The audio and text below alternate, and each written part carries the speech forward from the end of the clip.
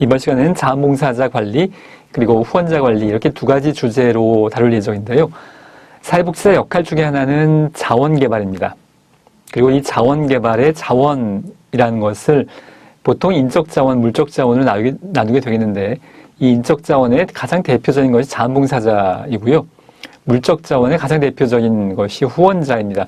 물론 이것 말고도 여러 가지가 있겠습니다만 가장 대표적으로 자원봉사자, 후원자를 개발한 것이 사회복지사 역할 중에 자원개발자의 역할인데요. 어떤 사회복지기관에서 일을 하던 사회복지사는 이 인적, 물적 자원인 자원봉사자 개발, 관리, 또 후원자 개발, 관리 이런 것의 업무에 일정 정도는 관여를 반드시 하게 됩니다. 물론 항상 하는 것은 아닙니다.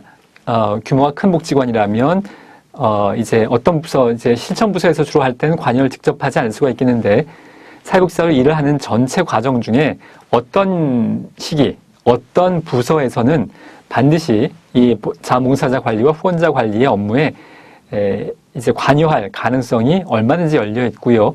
여러분들이 그 사회복지사로 성장하는 과정에 있어서 이런 내용들이 어떻게 굴러가고 있는지에 대한 내용을 다루려고 합니다. 자, 먼저 자원봉사자 관리를 다뤄볼 텐데요. 아마도 여러분이 자원봉사자 또는 자원봉사라는 주제를 이렇게 말씀드리면 아마도 여러분들은 자원봉사를 하는 입장이 훨씬 더 자연스럽게 떠오르실 수 있겠는데요. 지금 여기서 초점은 사회복지사의 관점입니다. 그러니까 자원봉사자로서 자원봉사를 하는 것, 자원봉사 활동을 어떻게 하면 잘할 수 있을까?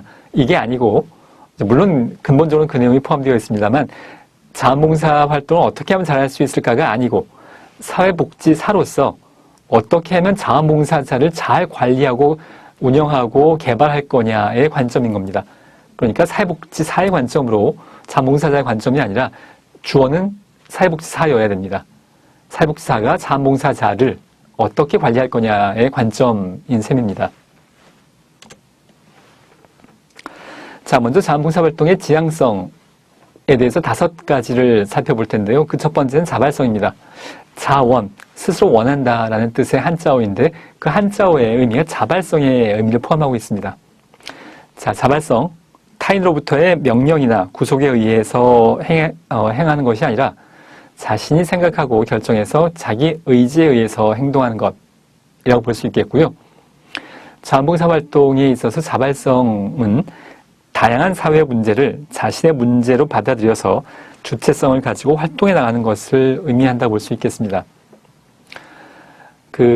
우리가 얼마 전부터, 몇 년 전부터 유행하는 단어 중에 하나가 각자도생이라는 단어가 있습니다. 그냥 각자 알아서 살아야지, 경쟁하면서 남한테 신경 쓸 겨를이 어딨어. 내 한 몸, 건사해 나가기도 어려운데, 이게 각자도생의 의미죠. 각자 알아서 살자라는 건데요. 자, 이 자원봉사에 있어서의 자발성에, 그것과 달리 이 내용을 다시 한번 보면, 다양한 사회 문제를 문제를 자신의 문제로 받아들여서 다른 사람이 고통받고 어려워하는 문제를 내 문제로 인식한다는 것의 의미입니다.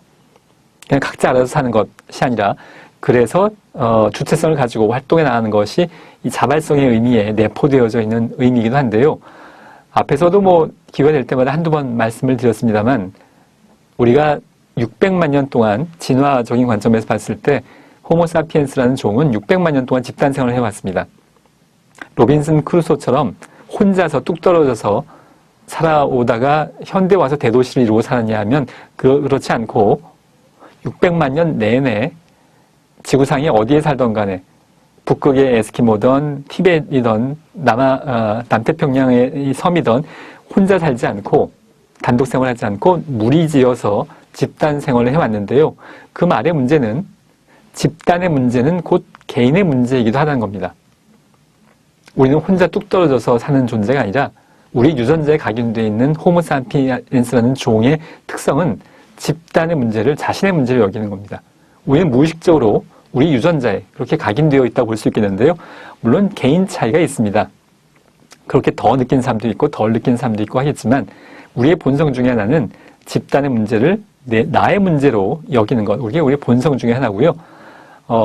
그럴 수밖에 없는 이유는 우리가 집단을 모여서 살게 된 이유는 그것이 개인에게도 이익이 되기 때문입니다. 그러니까 각자의 이익을 극대화하기 위한, 즉 이기성을 극대화하기 위해서 집단에 모여서 경쟁도 하지만 함께 협력하는 겁니다. 그게 더 이익이 되기 때문에.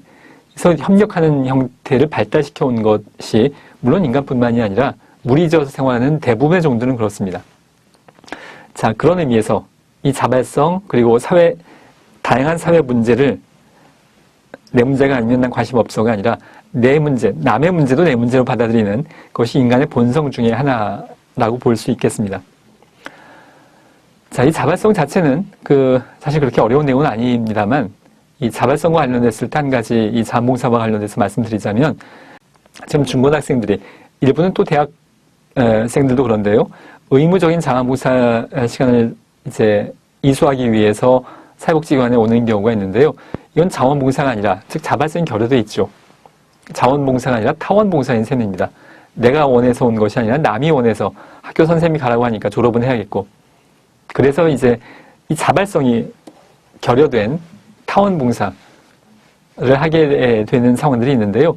저는 이런 의미의 자발성이 결여된 타원봉사는 긍정적인 의미보다는 부정적인, 물론 긍정적인 면도 있습니다만 부정적인 측면이 더 많다고 보여지고요. 자원봉사의 의미에 본질적으로 거리가 먼 활동이 아닌가 싶습니다. 자, 자원봉사 활동의 지향성 두 번째로 공익성입니다.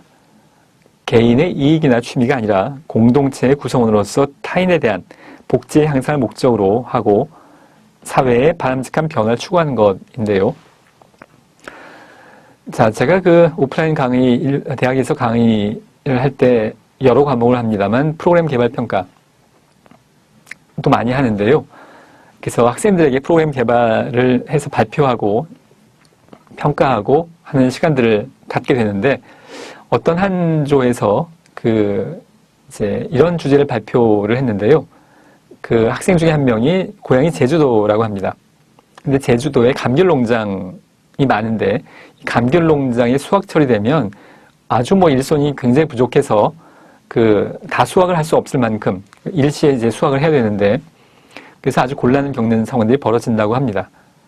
그래서 제주도의 감귤농장에서 수확을 돕는 자원봉사 활동 프로그램을 만들어서 이제 프로그램 개발 평가 아예 프로그램으로 만들어서 이제 발표를 한 건데요. 자, 이제 첫 번째 의문점 코멘트는 뭐였었냐 하면 과연 제주도의 감귤농장을 자원봉사로 돕는 게 자원봉사로서의 의미가 있는가에 대한 내용입니다. 자, 공익성에 대한 내용인데요. 제주도의 감귤농장을 돕는 게 공익성에 부합하지 않습니다. 개인을 돕는 거죠. 자, 좀 더 극단적인 상황과 연결해 보자면 우리나라의 아주 대기업 구체적 명칭 말씀드리지 않겠습니다만 대기업들도 바쁘긴 마찬가지일 겁니다. 야근도 하고 그런데 그 대기업이 바쁘니까 안 돼 보이니까 바쁜데 일손 도와주러 가는 것 대기업을 공익성에 부합하지 않죠. 그건 사익입니다. 대기업을 도와주면 이익도 많이 나겠고 그 이익이 그 기업 주주들한테 돌아가겠죠. 제주도의 감귤농장을 돕는 건 바쁘니까 도와준다. 이것만 가지고는 자원봉사의 의미가 부합하지 않는다는 것의 의미입니다. 바쁜 사람은 굉장히 많죠. 대기업도 바쁩니다. 대기업 가서 도와주면 그 자원봉사의 의미에 부합하냐면 그렇지 않아서 공익성에 부합하지 않습니다. 제주도 감귤농장이 저소득층이거나 아주 빈곤층이 아닐 것 같은데요.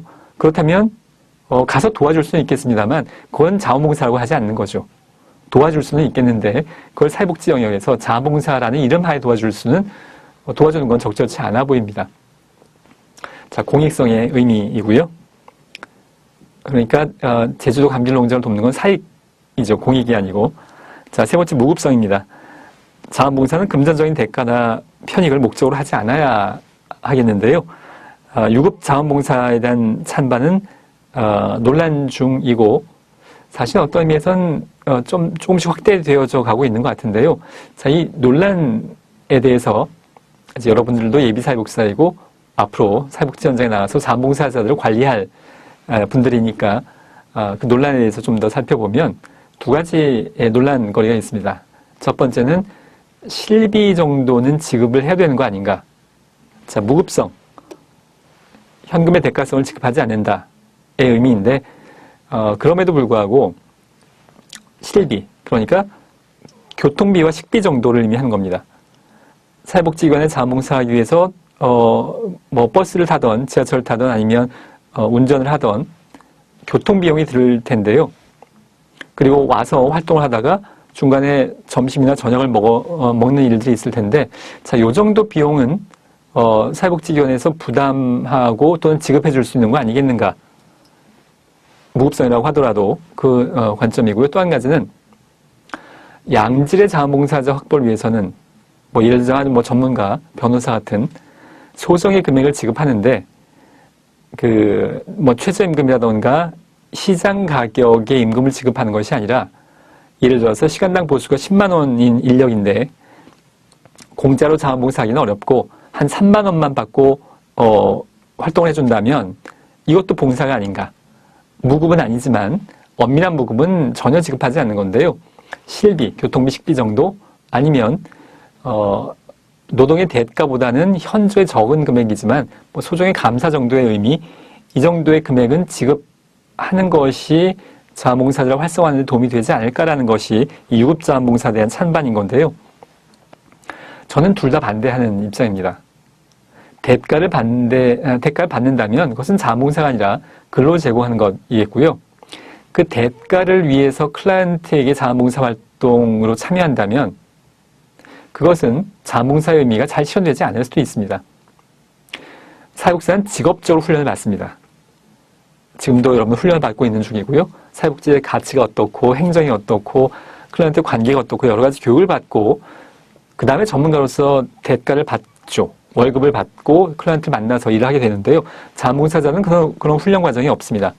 그런 훈련 과정이 없이 어떤 대가성이 연결되면 클라이언트를 단순한 대가의 하나의 매개체로 여길 수 있습니다. 인간의 존엄성으로 여기는 것이 아니라 사회복지의 가치로 훈련받지 않을 수 있죠. 아무 훈련 없이 그냥 대가만 바라보고 클라이언트 만날 수 있는데요. 이건 적절치 않다라는 것의 의미인데요. 그래서 저는 일종의 소정의 감사의 금액에 해당하는 것도 적절치 않다라고 보여지고요. 교통비, 식비 등의 실비 정도도 안 된다. 저는 반칙하지 않다고 생각합니다.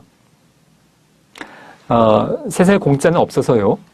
사회복지기관에서 자원봉사자에게 교통비, 식비 등의 비용을 부담하는 것, 뭐 그 정도 해줄 수 있지 않겠나라고 생각할 수도 있겠지만 그 비용은 어디선가 지출되어져야 합니다. 누군가가 부담한다는 겁니다. 그게 아무리 소액이라고 하더라도 누군가가 부담해야 되는 비용인 건데요. 그러니까 정부 보조금이라는 것은 사회복지기관 운영을 잘하고 클라이언트를 잘 도우라고 정부에서 지원해주는 금액인데 경우에 따라서는 그 금액의 성격이나 세분화된 규정은 뭐 상당히 다양합니다만 기관에 따라서는 정부 보조금에 이런 비용을 지출할 수 있는 항목이 없을 수도 있습니다. 뭐 상황 여러 가지가 있습니다만 그 지출할 여력이 되게 없죠. 그런데 여기에다가 자원봉사자의 교통비와 식비까지 지출하기는 쉽지가 않은 측면이 있고요. 그렇다면 만약에 그 돈의 출처가 이제 어디여야 되냐 하면 후원금이라고 한번 가정을 해보면 후원자가 어떤 후원금을 내서 그 기관의 자원봉사자에게 교통비나 식비의 실비를 지급하는 것, 이런 방식으로 흘러가는 거라면 누군가의 후원금이 자원봉사자의 교통비가 되는 건데요. 저는 자원봉사자가 교통비와 식비는 본인이 부담해야 된다고 생각합니다. 그게 자원봉사의 본질적인 의미이기도 하고 자원봉사자에게 교통비, 식비가 지급된다는 건 어딘가로부터의 재원이 거기 투입된다는 건데요. 별로 그렇게 그다지 적절해 보이지 않습니다. 정부 보조금이나 후원금이 자원봉사자에게 한다는 얘기죠. 그냥 무한정의 돈이 있는데 거기에서 식비와 교통비 정도는 줄 수 있는 것, 뭐 이렇다면 관계없겠습니다만 사회복지기관의 재원은 다 소중한 정부 보조금이거나 후원자들의 후원금입니다. 거기에서 쓰는 것보단 차라리 봉사자들이 본인이 부담하는 것이 더 적절한 것이 이 자원봉사의 취지에 부합한다고 여겼습니다. 자, 네 번째는 지속성입니다. 자원봉사 활동은 일정한 계획에 의해서 절차와 과정에 따라서 이루어져야 하고 즉흥적이거나 일시적인 행사로만 이루어져서는 안 되겠는데요. 제가 현장에서 자원봉사 관리자로서 일을 할 때 처음 자원봉사자가 오면 저는 맨 처음에 그 약속을 했던 것 중에 하나가 요구했던 약속 중에 하나가 6개월 이하로 할 거면 처음부터 시작하지 말아달라고 요청을 했습니다. 특히 클라이언트를 만나는 일의 경우에는 클라이언트가 물건이 아니기 때문에 어떤 어르신을 만나서 서비스를 제공하는데 뭐 하루 왔다가 그 다음날 안 나왔다가 그냥 한 달 하고 끝내고 지금 클라이언트 입장이 돼보면 그냥 한번 왔다 갔다 정도의 사람 그런 자원봉사자라면 차라리 처음부터 시작을 안 하는 것이 나을 수 있겠고요. 연말에 일시적으로 일회성으로 방문해서 목욕 봉사를 한다거나 저는 이런 것도 그렇게 바람직해 보이지는 않습니다. 물론 안 하는 것보다 나을 수도 있겠습니다만 그리고 예외적으로 건물 수리라거나 이런 거라면 일회성도 뭐 큰 도움이 될 수 있겠습니다. 그러나 특히 클라이언트를 만나는 대면하는 그런 활동이라면 일시적으로 이루어지는 것이 아니라 지속적으로 일정 기간 이루어지는 것이 필요할 수 있겠습니다. 다섯 번째는 일상성입니다. 자원봉사는 특별한 시간에만 이루어지는 활동이 아니라 일상생활 속에서 그 취지와 의미가 반영되어야 바람직한 것. 사실 이것은 그 가장 어려운 부분이 아닌가 싶습니다. 비유를 해보자면 제가 이제 예를 들어서 어떤 종교 얘기도 하고 이런 말씀을 드리는데요. 그것은 다 종교적인 의미에서 말씀을 드리는 게 아니고 의미를 잘 전달하기 위한 상황들인데요. 종교 활동 중에 특정 요일에만 종교의식에 참여하고 그것이 뭐 불교든 기독교든 특정 요일에만 종교의식에 참여하고 평소에는 전혀 종교인이 아닌 것처럼 그리고 다시 이제 그 특정 요일이 되면 경건하게 종교의식에 참여하고 자 이게 과연 종교인의 삶으로서 적절한가에 의문점이 있는 것과 마찬가지의 의미입니다.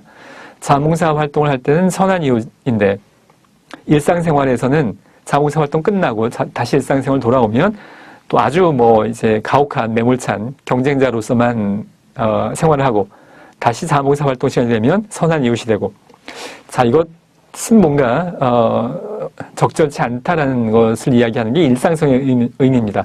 자원봉사 활동의 의미가 매일매일의 일상생활 속에서도 반영될 수 있는 게 그게 자원봉사 활동의 지향성인 게 쉽진 않지만 바람직한 것의 의미인데요. 이제 자원봉사와 관련된 심리적 개념 중에 도덕적 면죄부 효과라는 것이 있습니다. 평소에 내가 자원봉사 활동을 했으니까, 그러니까 자원봉사 활동을 특정 요일에 가서 이만큼 했으니까 평소에는 좀 나쁜 짓 해도 되겠지. 선한 일을 했으니까 반대급부로 나쁜 일 해도 된다. 그래서 오히려 일상생활에서 보통 사람들보다 더 일종의 이제 비리에 해당하는 일들에 더 관여하는 그런 상황이 관찰되기도 합니다. 심리적으로 이만큼 좋은 일 했으니까 요만큼은 나빠도 되겠지. 플러스 마이너스 제로. 이런 도덕적 면죄부 효과라고 하는데요. 일상성의 의미에 정반대되는 상황이라고 할 수 있겠습니다. 자, 다음으로 자원봉사자의 동기 유형을 살펴보겠습니다. 자, 다시 한번 말씀을 드리자면 여러분들은 지금 자원봉사자의 관점으로 이 상황을 바라보는 것이 아니라 여러분은 사회복지사의 관점으로 여러분들이 현장에 있는 사회복지사인데 여러분의 기관에 자원봉사자를 지금 모집하고 관리해야 될 입장인 겁니다. 그 관점으로 자원봉사자들이 어떤 동기로 왔는지를 잘 알아야 잘 파악하고 그들의 욕구를 파악할 수 있어야 그래야 여러분들은 자원봉사자들을 잘 관리하고 또 지속해 나갈 수 있을 겁니다. 동기 유형을 세 가지를 살펴볼 텐데요. 이것은 마치 성격 검사 같은 거여서 성격 검사라는 게 좋은 성격이 있고 나쁜 성격이 있고를 판별해내자 이런 것이 아니죠. 성격의 특성을 알자는 것이지 성격 좋은 사람, 성격 나쁜 사람 이런 판정을 내리려고 하는 것이 아닌 것처럼 자원봉사자의 동기 유형도 나쁜 동기가 있고 좋은 동기가 있고 이러려는 의미가 아니라 자원봉사자마다의 자원봉사를 하는 동기는 각각 독특한 뭔가 다른 유형들이 있겠다는 것의 관점입니다. 첫 번째는 성취지향적 유형인데요. 독립성을 중요하게 생각해서 업무를 성취하는 것에 가치를 두는 유형입니다. 그러니까 자원봉사 활동하면서 업무에 초점을 두고 있는 삶입니다. 클라이언트를 이렇게 잘 도울 수 있는데 이런 프로그램을 잘 해야 뭐 이런 업무에 초점을 두고 있는 건데요. 그래서 장점으로는 직무 수행이 열정적입니다. 그래서 일반적으로 계획적이면서 체계적으로 업무 수행을 합니다. 자원봉사 활동이 사회복지 기관을 지원하고 클라이언트를 돕기 위한 목적임은 뭐 물론 전제 조건인데요. 그 과정에서 어떤 업적, 성취 이런 것에 만족을 느끼는 유형이라고 볼 수 있겠습니다. 단점은 일종의 업무지향형이어서요. 타인의 감정을 무시할 수 있고 클라이언트의 감정적인 측면 또는 다른 동료 자원봉사자의 감정적인 측면들을 무시할 수 있고 되게 업무지향적인 사람들이 타인의 감정에 조금 소홀하죠. 업무의 완벽성을 추구하는 과정에서 다른 사람과 갈등을 불러일으키기 쉽습니다. 그러니까 자원봉사자의 업무에 대한 태도라는 것이 사실은 이것이 월급 받고 하는 일은 아니어서 굉장히 좀 낮은 수준으로 생각하는 자원봉사자들도 많이 있는데 이것을 완벽하게 해야 된다고 생각하다 보니 동료 사회복지사가 동료 자원봉사자가 마음에 들지 않을 수가 있겠고 갈등의 소지로 발전할 수 있겠습니다. 그런 점들을 여러분들은 잘 파악하고 잘 관리해 나가야 된다는 의미고요. 자, 이제 두 가지 더 있는데 두 번째는 권력지향적 유형입니다. 개인적인 영향력을 선호하고 사회적인 인정과 권력을 중요시하는데요. 외향적인 성격의 경우에 타인에게 영향력을 행사하는 것으로부터 심리적인 만족을 이제 추구하는 경우들이 많이 있죠. 이런 경우에 클라이언트를 만난다는 것이 클라이언트를 돕기 위한 것이기도 하지만 클라이언트한테 영향력을 행사할 수 있는 것에 만족하는 것일 수 있어서요. 이것은 긍정적인 측면, 부정적인 측면을 다 포함합니다. 반드시 나쁜 것은 아니겠습니다만 그런데 예를 들자면 클라이언트의 자기결정권을 잘 존중하지 않을 수 있습니다. 자신이 클라이언트에게 좌지우지할 수 있는 영향력 행사에 여기에 심적 만족감이 있는 자원봉사자라면 그런 점들을 여러분들이 유의해서 점검을 하셔야 되겠고요. 또 이렇게 권력지향적인 유형의 자원봉사자들은 직위를 이제 원할 때가 많이 있습니다. 그러니까 다른 동료 자원봉사자와의 관계에서 회장, 부회장 이런 직함이 중요한 겁니다. 이것도 뭐 반드시 나쁜 것은 아니겠고요. 회장이란 지위를 부여함으로써 그 자원봉사자가 열심히 활동할 수 있다면 여러분은 얼마든지 고려할 수 있습니다. 자원봉사자의 직위가 뭐 이제 직위가 높다고 월급을 뭐 준다거나 하는 상황은 아니기 때문에 이제 초등학생에도 여러 가지 직위들이 있을 수 있죠. 회장, 부회장 말고도 각 분야별로 뭐가 있듯이 자원봉사 조직에서도 여러 가지 역할들을 만들어내면 얼마든지 있을 수 있겠는데 그런 직함, 직위, 역할을 줌으로써 만족할 수 있고 자원봉사 활동을 열심히 할 수 있다면 얼마든지 여러분들이 활용할 수 있는 측면입니다. 자, 이런 유형의 장점은 리더십이 필요한 분야에서는 역할을 잘 수행할 수 있고요. 단점으로는 타인을 지배하려는 욕구가 강하고 명성과 직책에 집착하는 뭐 반드시 나쁜 것은 아닙니다만 집착하는 경향이 있을 수 있겠습니다. 자, 세 번째는 친교지향적 유형인 건데요. 인간관계 자체를 즐기는 유형입니다. 자원봉사라는 것이 대개 동료를 만나서 자원봉사를 함께 하고요. 또 클라이언트를 만나고 이렇게 사람을 만나는 것 자체가 즐거운 사람들인 겁니다. 타인과의 친밀한 관계를 선호하고요. 장점으로는 소속감, 대인관계상의 인정에 민감하고 타인에게 친절합니다. 단점은 대인관계, 지금 사람과의 관계를 즐기는 사람들이기 때문에 갈등이 생기면 견디기 힘들어하고 어떤 공적인 업무 추진 이런 거에는 좀 약한 경향이 있을 수 있겠습니다. 사람 만나는 걸 즐기는 그런 경향의 유형입니다. 자원봉사이긴 하지만 업무 수행을 대충대충 하는 것은 허용되지 않습니다. 업무에 대한 책임과 요구를 개인에 대한 비난으로 그래서 어떤 책임을 요구했을 때 그게 이제 비난으로 들릴 수 있는 유형이기도 합니다.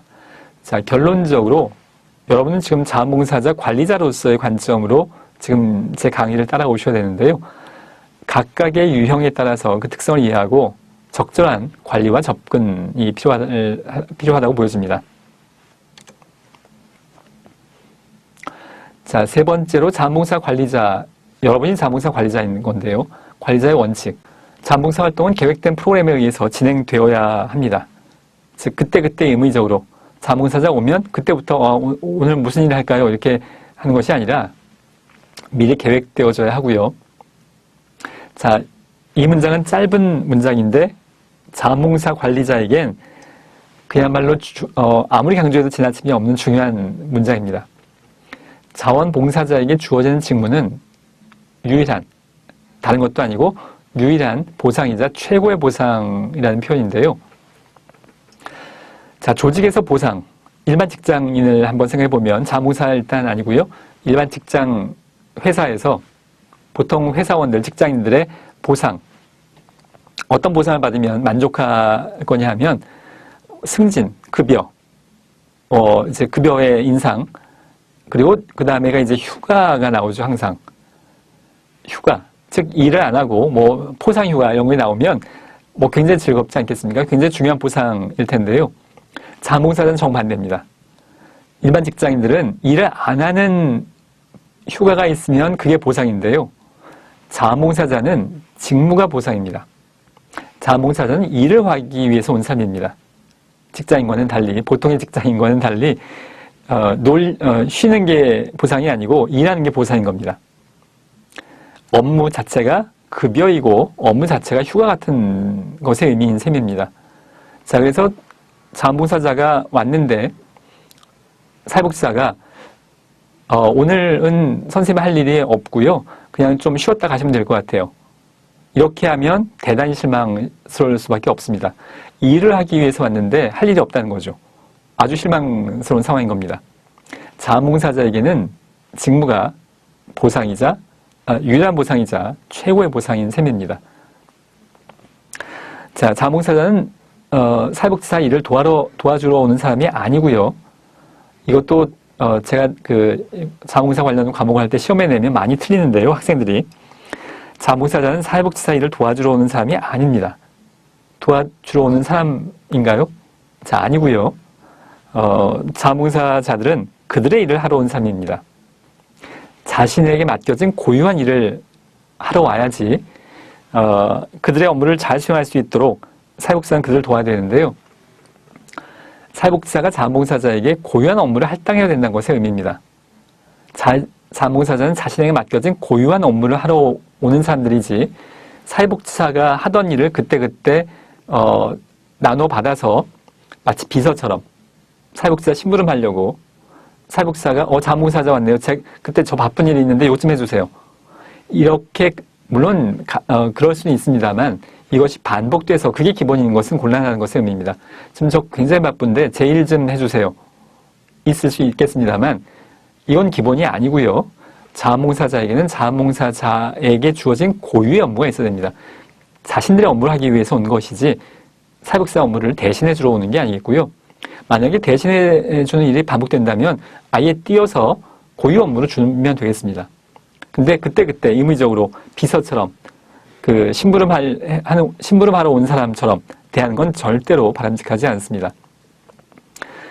자신의 업무를 수행을 그래야 자원봉사자도 성취감을 느낄 수 있고요. 더 열심히 하게 되고 그래야만 클라이언트에게 실질적인 도움이 될 수 있습니다. 자, 자원봉사자를 선발하고 조직의 목표에 적합한 사람을 선발해야 되겠고요. 선발 후에는 자원봉사자 개인의 목표를 고려한 직무를 제공해야 되는데요. 대중이 갖고 있는 오해 중에 하나가 자원봉사는 아무나 할 수 있는 것. 사회복지는 여러분처럼 학습도 하고 자격증도 갖춰야 되겠고 하지만 자원봉사는 아무나 할 수 있는 거 아니겠나인데요. 그렇지 않습니다. 자원봉사자를 선발할 땐 적합한 사람을 선발해야 되고요. 이 말의 의미는 어떤 사람은 거절할 수도 있어야 된다는 얘기입니다. 자원봉사 찾아온 사람에게 선생님은 이 직무에 적합하지 않으니까 안 되겠습니다라고 거절할 수 있어야 된다는 것의 의미입니다. 자원봉사 활동이 돈을 받지 않는다고 해서 그냥 와서 해주면 감사한 것이 아니라 특히 클라이언트에게 직접 서비스를 제공하는 경우에는 더더욱 그렇습니다. 그냥 와서 어떤 역할을 해준다니까 무조건 감사하고 무조건 오세요가 아니라 적합한 사람을 선발해야 됩니다. 특히 거주시설, 생활시설의 경우에는 아예 일정 기간 동안에 숙식을 하면서 봉사하는 자원봉사자들도 있는데요. 극단적인 경우를 생각해 보면 노숙하는 대신에 사회복지 생활시설에 와서 먹고 자고는 해결하면서 봉사활동하면 어떨까라는 그런 마인드를 가지고 오는 분들도 있습니다. 일단 먹고 자고는 해결되니까 또 꼭 노숙까지는 아니더라도 생활비 아끼기 위해서 먹고 자고는 해결되니까 이런 마인드로 온다면 클라이언트에게 좋은 서비스를 전달하기는 어려울 겁니다. 자, 우리는 좋은 인력을 선발해야 됩니다. 아무나 하는 것이 아니라. 자, 자원봉사자는 빈손으로 오지 않고 빈손으로 돌아가려고도 하지 않는다라는 원칙이 있는 건데요. 물론 급여 준다는 의미는 아닙니다. 빈손으로 오지 않는다는 말의 의미는 열심히 일하려는 의욕과 열정을 가지고 옵니다.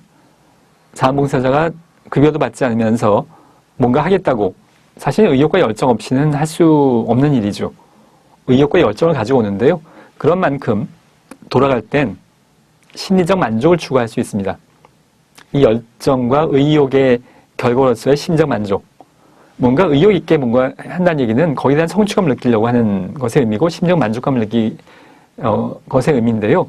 구체적으로 이야기하자면 물론 개별적인 상황이 여러 가지가 있을 수 있겠습니다만 그리고 본인도 무의식적이어서 느끼지 못할 수 있겠지만 내 자신이 누군가에게 도움이 되는 가치 있는 존재구나라는 것을 느끼고 만족할 수 있는 것이 일반적인 상황이라고 볼 수 있습니다.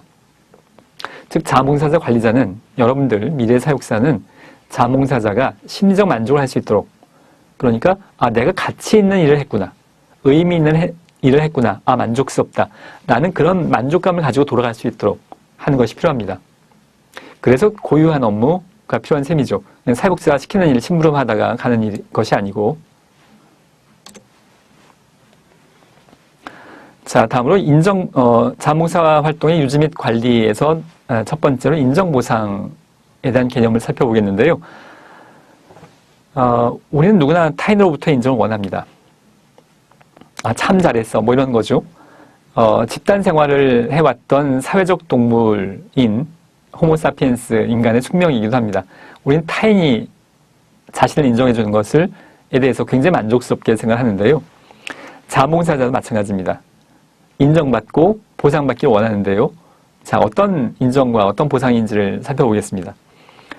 자원봉사자가 클라이언트나 직원으로부터 필요한 존재로서 인정받고 감사받는 것을 의미하는 건데요. 명시적으로 기대하지는 않을 수 있겠지만 암묵적으로 본인도 이걸 정말 이걸 원해 이러지 않을 수 있겠습니다만 무의식적으로 암묵적으로 기대되는 심리적인 지지체계라고 할 수 있겠습니다. 사회복지사가 방문한 이 자원봉사자에게 이렇게 얘기를 하는 겁니다.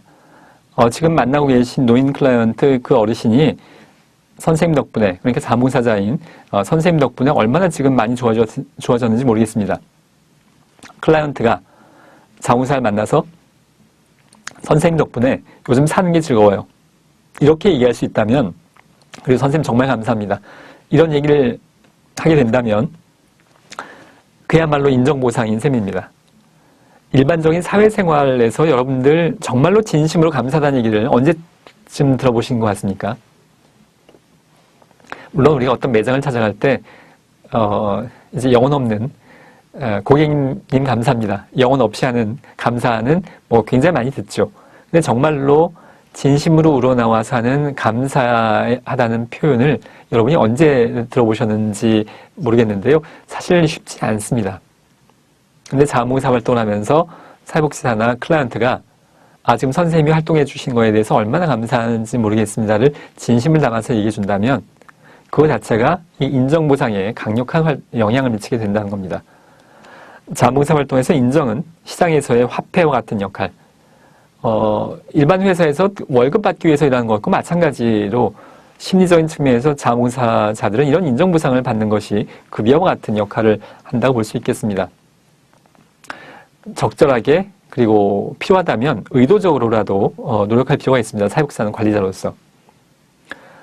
이런 인정보상의 영역은 굉장히 여러 가지가 있어서 이런 감사의 표현뿐만이 아니라 많은 사회복지기관들이 연말에 이제 감사패를 수여한다거나 감사잔치 뭐 이런 것들의 의미로 뭐 100시간 이상, 200시간 이상의 봉사자들에게는 어떤 감사패를 수여한다거나 이런 행사를 할 경우가 많이 있는데요. 물론 이런 것도 중요하겠고요. 또 매일매일 작은 감사 표현도 굉장히 중요할 수 있겠습니다. 기념품을 제공할 수도 있겠는데 그 기념품이 가격이 높은 거일 필요는 없을 수 있습니다. 물론 뭐 가격이 여유가 된다면 높아도 좋겠습니다만 감사의 표시로 어떤 기념품 그 머그컵 같은 것을 제공할 수도 있겠는데 이것이 10만 원짜리 아주 뭐 비싼 그렇게 비싼 게 있는지 모르겠습니다만 10만 원짜리 가격의 비싼 머그컵인데요. 똑같은 머그컵이라도 그 비싼 머그컵을 이제 자원봉사자에게 감사의 의미로 전달하면서 이거 지난번에 행사했던 건데 남아서 드리는 거예요. 하고 1,000원짜리 머그컵이라고 하더라도 진심이 담겨져 있는 감사 표현과 함께 선생님 이건 뭐 약소하지만 선생님 활동에 대해서 얼마나 감사한지 모릅니다. 지금 클라이언트가 많은 도움을 받고 있어요. 라고 전달하는 것하고 사실 굉장히 큰 차이가 있죠. 아무리 비싼 거라도 이건 남아서 드리는 거예요. 이건 감사의 표현이 아닌 겁니다. 인정보상이 아닌 거죠. 자, 자원봉사 활동에 대한 감사와 칭찬은 제도적인 방식뿐만이 아니라 일상적으로도 필요하겠는데요. 복도에서 지나가다가 할 수도 있습니다. 꼭 연말의 감사잔치가 아니어도 자원봉사자도 역할에 대해서 또 승진을 기대할 수 있습니다. 직원의 버금가는 역량을 갖춘 자원봉사자에게는 걸맞는 직무와 위상의 전환이 필요할 수 있겠는데 예를 들자면 신규 자원봉사자 교육을 고참 자원봉사자가 하는 겁니다. 사회복지사가 교육하는 것이 아니라 뭐 한 10년 정도 된 자원봉사자라면 충분히 역할을 할 수 있는 상황이 될 수 있겠는데요. 이거 자체가 인정보상인 셈입니다. 그 사람의 역량을 인정해 주는 거죠. 자, 이제 앞으로 신규 자원봉사자가 올 땐 선생님이 교육을 해주세요. 선생님이 저보다 잘하는 것 같아요. 이거 자체가 물론 실제로 잘해야 되고요. 이거 자체가 인정보상, 인정해 주는 것인 셈입니다. 자, 두 번째로 갈등 관리입니다. 자원봉사 활동을 유지 관리함에 있어서 다양한 사람들이 모여서 공동의 목표를 향해서 노력하는 과정에서 갈등은 불가피합니다. 이것도 제가 뭐 반복해서 말씀을 드립니다만 사람이 모이면 갈등은 불가피합니다. 그게 자원봉사자이든 클라이언트든 자원봉사자이든 중요한 것은 갈등을 완벽히 피하는 것보다 갈등을 적절히 조정해서 자원봉사 관리자가 미래의 여러분의 역할로서 사회복지자로서 상호 이해의 폭을 넓히는 길을 삼는 것이 필요할 수 있습니다. 자, 갈등 관리를 좀 더 살펴보면 자원봉사자가 겸할 수 있는 갈등의 대상자가 여러 이제 부분이 있는데요. 동료 자원봉사자 간의 갈등입니다. 자원봉사자 동료 간의 갈등은 자원봉사 활동의 질을 떨어뜨리는 활동 중단을 초래하는 주요 원인 중에 하나이기도 한데요. 갈등이 발생하는 이유 중에 하나는 인정과 보상에 대한 경쟁심일 수 있습니다. 이제 한 명이 복도 지나가다가 사회복지사가 감사합니다 라고 이야기했는데 그 이제 먼 발치에서 나한테는 한 번도 한 적이 없는 얘기인데 뭐 이런 상황이라면 갈등의 요인이 될 수도 있는 거죠. 물론 갈등은 기본적으로 있는 겁니다. 사람이 모이면 기본적으로 갈등은 당연히 있는 건데요. 가능성 중에 하나를 이야기하는 것의 의미입니다. 두 번째, 클라이언트와의 갈등입니다. 자원봉사자 관리자 입장에선 특히 유의해서 세심하게 관찰하고 접근할 필요가 있겠는데요. 자원봉사자와 클라이언트 간에 상대방에 대한 기대가 일치하지 않을 때, 불일치할 때 다양한 갈등이 초래할 수 있겠고요. 바람직하지 않은 태도의 예로서 자, 두 가지 상반되는 상황인 겁니다. 자원봉사자 입장인 건데요. 나는 도움을 주러 왔으니 클라이언트가 내 뜻대로 움직여주길 바란다라는 그러한 태도로 클라이언트에게 면접을 하거나 어떤 서비스를 제공한다면 굉장히 바람직하지 않을 수 있습니다. 내가 도움을 주러 왔는데 심리적으로는 수직적인 자원봉사자는 높은 위치에 있고 클라이언트는 낮은 위치에 있는 겁니다. 지적장애나 치매의 경우에는 더더욱 유의할 필요가 있겠습니다. 특히 이제 권력지향적인 권력지향적인 자원봉사자의 경우는 이런 상황이 있을 수 있겠는데요. 자원봉사 관리자가 세심하게 관찰을 해야 되겠고요. 자, 또 정반대로 나는 도움을 주러 왔으니까 무엇이든 클라이언트가 원하는 대로 해줘야 된다는 것도 바람직하지 않은 태도입니다. 자, 원트와 니드를 구분하는 것에 대해서 말씀을 드릴 기회가 있었을 텐데요. 니드는 클라이언트가 필요로 하는 것이라면 원트는 클라이언트가 원하는 겁니다. 이 두 개가 반드시 일치하는 것은 아니어서 알코올 중독 클라이언트가 원하는 건 술을 마시는 것, 원하는 것일 수 있고요. 알코올 중독 클라이언트에게 필요로 하는 건 술을 끊는 것일 수 있습니다. 클라이언트가 원하는 것과 클라이언트에게 필요로 하는 것은 반드시 일치하지는 않습니다. 물론 일치할 때도 있고요. 그런데 만약에 자원봉사자가 나는 지금 봉사를 하러 왔고 도움을 주러 왔으니까 또 사회복지 실천 과정 이런 것에 대해서 모릅니다. 클라이언트가 하자는 대로 해줘야 그게 나의 역할인 것이라고 한다면 알코올 중독 클라이언트가 술을 먹는 것과 같은 결과를 가져올 수 있습니다. 클라이언트가 원하는 대로 그냥 따라가는 겁니다. 이것도 역시 바람직하지 않아서 세심하게 관찰을 해야 될 필요가 있습니다. 자, 세 번째로 유급직원, 그러니까 사회복지사, 그리고 사회복지기관의 다른 직종도 포함될 수 있겠는데요. 사회복지사라고 한다면 사회복지사와의 갈등입니다. 사람이 모이면 갈등은 반드시 생기기 마련입니다. 유급직원들, 예를 들자면 사회복지사들은 자원봉사자의 직무 수행 수준에 불만족을 느끼고 결과적으로 필요한 권한위임, 고유한 업무를 맡겨야 되는데 그걸 기피할 수 있겠습니다. 마치 그 물가의 어린아이가 불안하듯이 사회복지사가 보기엔 저 자원봉사자가 저 일을 잘 할 수 있을까? 독립적으로 혼자서 이거 맡겨도 될까? 그러니까 불안하고 결과가 만족스럽지 않을 수 있는 것에 관련된 갈등이 있을 수 있겠습니다. 결과적으로 자원봉사자는 자신의 직무에 실망하게 되는 거죠. 그러니까 하찮은 일만 맡기는 겁니다. 그때그때. 자, 현장의 사회복지사들 입장에서는 중요한 일을 어떻게 자원봉사자에게 맡기나라고 생각할 수도 있겠습니다만 우리는 클라이언트를 위해서 일하는 사람이고요. 클라이언트를 위해서 모금도 하고 자원봉사자도 활용하는 겁니다. 자원봉사자의 능력이 극대화되는 것이 클라이언트에게 도움이 되는 것이어서 클라이언트가 도움을 잘 받기 위해서는 자원봉사자가 역량 있게 잘 성장해야 됩니다. 자, 그런 측면에서 자원봉사자가 하찮은 일만 하지 말고 중요한 일을 할 수 있도록 성장시키는 것이 관리자의 역할입니다. 유급직원과의 갈등이 또 다른 측면이 있는데요. 자원봉사자가 유급직원보다 더 많은 지식과 전문성을 가진 경우에 유급직원들은 자신의 위치에 대해서 불안감을 느낄 수 있습니다. 자, 이것도 적지 않은 상황에서 발생할 수 있겠는데요.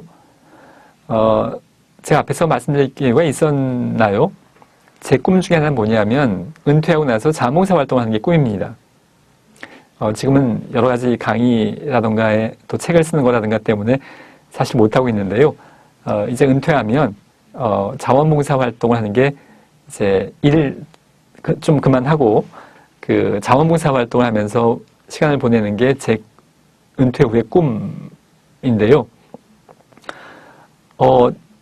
제가 이제 교육도 하고 현장에서도 이제 오랫동안 일을 해왔고 공부도 좀 했고 자, 이런 상황이기 때문에 제가 현장에 나가서 자원봉사 활동을 하게 되면 이런 상황에 해당할 수 있습니다. 유급직원보다 더 많은 지식과 전문성을 가진 상황일 수 있죠. 그러면 이제 유급직원의 입장에서 자원봉사자가 나보다 더 잘하면 어떡하지? 이런 불안감이 생길 수 있고 이게 갈등의 요인이 될 수 있습니다. 어떤 유급직원들은 자원봉사자로부터 도움을 받기보다 지도감독과 또 관리에 너무 많은 시간을 뺏긴다고 불평하면서 자원봉사자를 소홀하게 다루기도 하는데요. 자원봉사자를 관리하는 것 자체가 굉장히 많은 시간과 에너지가 들어가는 겁니다. 자원봉사자니까 그냥 알아서 되겠지라고 할 수는 없고요. 자원봉사자들을 관리하는 것 자체가 업무에서 많은 에너지를 투입하고 시간을 투입해야 되는 거기 때문에 차라리 자원봉사자 없이 그냥 내가 알아서 하는 게 더 낫다 이렇게 느낄 수도 있습니다. 어떤 상황에서는. 자, 이런 유급직원과의 갈등을 적절히 해결할 필요가 있겠습니다. 자, 사회적 조장과 사회적 태만의 개념, 유지관리에서 조장과 태만에 대해서 다뤄보겠는데요. 일반적으로 자원봉사 활동은 개별적인 활동보다 집단 활동이 더 효과적인 것으로 알려져 있고 권장되고 있습니다. 그래서 사회적 조장이라는 것은 영어로 facilitation, 촉진한다라는 말의 의미인데요. 타인의 존재가 업무 수행을 증진시킨다는 의미여서 어떤 자원봉사 활동을 타인과 여러 명이 함께 하게 되면 더 신나서 더 열심히 하게 되는 현상을 의미합니다. 뭐 비유하자면 야구장에서 응원을 할 때도 혼자 응원하는 것보다 주변에 수백 명 함께 응원해야 신나고 이제 더 열심히 응원하게 되는 것처럼 자원봉사 활동을 혼자 하는 것, 뭐 그런 경우는 많이 있습니다만 이제 여러 명이 함께 하게 되면 그것이 더 촉진돼서 그 열정 또 업무 수행 이런 것이 촉진돼서 더 잘할 수 있게 되는 경우가 많이 있는데요. 그런 현상을 사회적인 조장이라고 표현합니다. 반면에 개별적인 기여가 평가되지 않는 집단에서 일하게 된다면 혼자일 때보다 업무를 반대로 덜 열심히 수행하기도 하는데 이것은 사회적인 태만이라고 표현합니다. 링겔만의 연구가 이 사회적 태만을 연구한 유명한 사례가 있는데요. 줄다리기 실험을 했습니다. 그러니까 양쪽에서 줄다리기 한 2명 정도만 그리겠습니다. 줄다리기 실험을 했는데 10명이 모여 있다고 가정하면 양쪽에 10명이 줄다리기 하는데 한 명 한 명의 힘의 크기에 곱하기 10, 평균적인 힘의 크기에 곱하기 10의 힘이 작용이 되냐면 10명이 모여서 힘을 한꺼번에 주면 10명, 평균 한 명의 힘 곱하기 10보다 적은 힘이 실제로 작동하게 되더라는 겁니다. 그걸 측정해 본 건데요. 그러니까 이 10명 중에 한 명은 다른 사람이 하니까 난 좀 소홀하게 해도 되겠지. 최선을 안 해도 되겠지. 누가 알겠어. 이런 심리가 작동을 하는 겁니다. 10명 안에 묻어있게 되면, 내가 힘 안 써도, 내 앞뒤가 힘 쓰면 이기겠지. 이런 심리가 작동을 하게 되는 건데요. 자원봉사의 경우에도 이런 사회적 태만이 발생할 수 있습니다. 자, 이제 자원봉사자 관리자 입장에서 그러면 언제 사회적 조장이 발생하고 언제 사회적 태만이 발생하는지를 알아야 적절히 대처할 텐데 사실 우리가 인간사회 문제가 이렇게 뾰족하게 정답이 나오지 않을 때가 많이 있어서 사회적 태만이 발생하는 것도 관찰되고 사회적 조장이 되는 것도 관찰되는데 이것이 명확히 언제 발생하는가는 명확하게 규명하기는 어렵습니다. 현장에서 여러분들이 자원봉사자 관리자로서 사회적 태만보다는 사회적 조장이 발생할 수 있도록 세심하게 배려하는 것들이 필요합니다. 자, 불성실의 죄책감인데요. 어느 정도의 차이는 있을 수 있겠습니다만 상당수의 자원봉사자가 경험하게 되는 심리적인 어려움입니다. 자원봉사자가 주어진 업무를 성실하게 수행하고 있음에도 불구하고 자신의 노력이 부족하다고 느끼는 건데요. 이것은 사회복지사도 느끼는 심리적인 현상 중에 하나입니다. 사회복지 현장에서 해야 될 일은 사실 끝이 없어 보입니다. 도움이 필요한 클라이언트도 많고 한 명 한 명에게 필요한 서비스를 충분하게 제공하기 위해서는 요 정도까지 하면 충분하다라는 한계가 없어 보이는 거죠. 아무리 많이 해도 좀 더 해야 되지 않겠나, 충분하지 않다는 그런 느낌을 받게 되는데요. 중증 장애인 한 명이 지역사회에서 독립생활을 잘 하기 위해서 필요한 서비스를 제공하는 관점에서 보자면 자원봉사자 한 10명, 사회복지사 한 5명이 이 한 명을 위해서 움직여도 그래도 충분하지 않게 느껴질 수 있습니다. 항상 부족하게 느껴지는 셈이죠. 그게 불성실의 죄책감에 해당이 됩니다. 지금도 바쁘게 열심히 하고 있긴 하지만 여전히 부족해 보이는, 이거 뭔가 좀 더 해야 되지 않나? 그러면서 죄책감이 느껴지는 것에 내가 지금 불성실한 게 아닐까, 좀 더 해야 될 것 같은데 라는 것의 의미인 건데요. 그래서 사회복지사들이 야근도 점점 더 많이 하게 되고 자원봉사자들도 점점 더 활동을 많이 하게 될 수도 있겠지만 자원봉사자는 직업으로 하는 것이 아니기 때문에 자신의 일과 생활과 균형이 필요합니다. 자원봉사 활동을 하면서 죄책감을 느끼게 되는 것은 적절치 않죠. 이런 자원봉사자들은 소진, 번아웃 되기 쉽습니다. 자원봉사 관리자로서 적절히 대처할 필요가 있겠고요. 가정과 직장 등의 역할과 자원봉사자로서의 역할을 조화시키지 못할 때 이러한 심적 부담이 작용하게 되겠고 이러한 죄책감을 느끼지 않도록 여러분들이 지지 격려를 잘 해줄 필요가 있겠습니다. 자, 이번 시간에는 자원봉사자 관리에 대해서 살펴봤습니다.